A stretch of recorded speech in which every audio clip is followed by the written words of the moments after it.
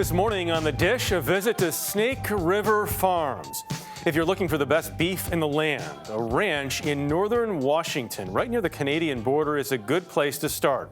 Snake River Farms is an American pioneer of Wagyu, a style of meat that first came from Japan, famous for its exceptional marbling. The taste is incredible. Prices can be too. But ask those who are hooked and they'll say it's well worth it. To see how it works, we traveled west to see the farm and sample a feast. At this Smith & Wollensky in Chicago, steak is the main feature of the menu. But this is no ordinary meat, and it doesn't come from any ordinary place. The remote town of Loomis in northern Washington state has become a coveted destination for chefs, restaurant owners, and ranchers worldwide. Why? The product from Snake River Farms, a marble delicacy the company has elevated into an art form. Robert Rebholz is the CEO. The goal was always to try to take it a level above USDA prime, and the Wagyu breed allows that to happen. Because right now chefs say to you, prime is not enough. Correct. This is Peter Kalisher near Kobe, Japan, as a herd of the most pampered cattle in the world come in from a morning constitutional on the open range. Modern Wagyu beef originated in the mid-19th century when the Japanese began crossbreeding native cattle with cows imported from Europe.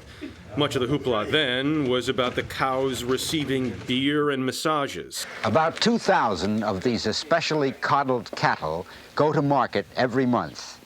And no doggy heading for the last roundup ever had it so good. Robert's father brought in a handful of bulls before the Japanese banned exports of Wagyu cattle in the 1990s.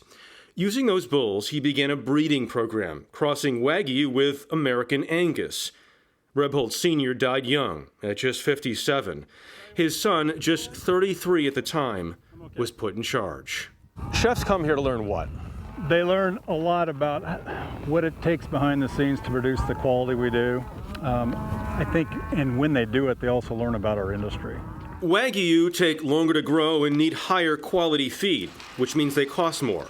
But Americans have been buying.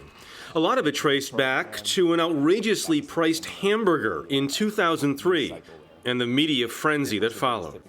And he recently added a unique hamburger to the menu, but there is a catch. It's going to cost you $41. One of my favorite steaks is the Snake River Farm. You know, celebrity chefs like Wolfgang Puck became advocates for Wagyu and Snake River. with a steak like that, you don't need a lot of seasoning. You want the flavor of the meat. Let's go round them up. Let's do it. The ranching operation we visited may look run-of-the-mill at first. Here we go. Nice and easy. It is not. It actually looked like you were moving the cows. I was. But like purposely.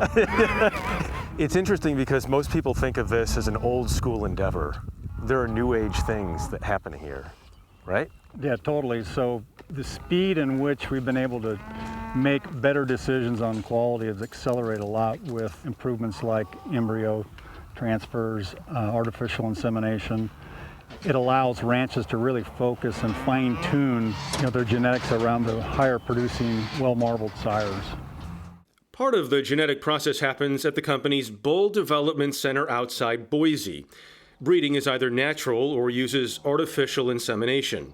Each bull is carefully tracked and charted, as are their progeny, to ensure its lineage from the original Japanese cows.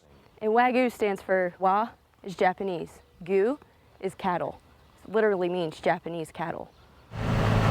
Leah Schultz is the bull development manager here. How do you keep cows happy? Fresh water, Yep. good feed, Yep. smile on your face. Okay.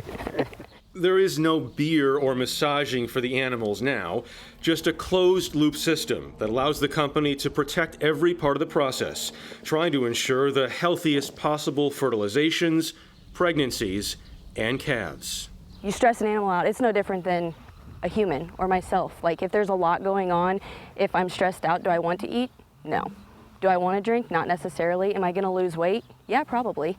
So it's the exact same thing in cattle. The bulls in this pen are getting ready to be sent out for the first time. What, guys, what's the problem? We're just trying to say hi. They can smell New York. Oh boy. All right, go to work. Over the last several years, Snake River has dramatically expanded its push into e-commerce, selling its beef, like this gold ribeye, not just to high-end restaurants, but directly to consumers. Tenderness-wise, it's pretty much like tenderloin. Flavor-wise, though, it's The best it gets. So it's best of both worlds, Yes. basically. Kent Clark is the mild-mannered lead cowboy in Loomis and a cooker of super steaks. It's incredible, and it's good.